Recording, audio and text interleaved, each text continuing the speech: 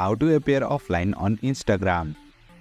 Hey there, welcome to Insightful Tutorials. Do you want to turn off your activity status and appear offline to others while still being active on Instagram? If yes, then you are in the right video.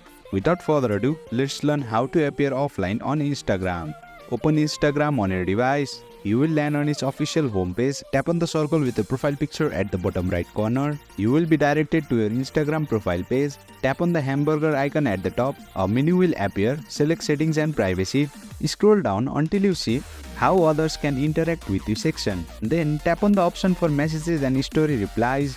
Under who can see your online section, you will find the option for show activity status. Tap on it. Finally, toggle off the button for show activity status. Once you turn it off, you will appear offline to others even while you are online on Instagram. Also, you won't be able to see who is online on Instagram. And there you have it. You have successfully learned how to appear offline on Instagram. That's it for today's video.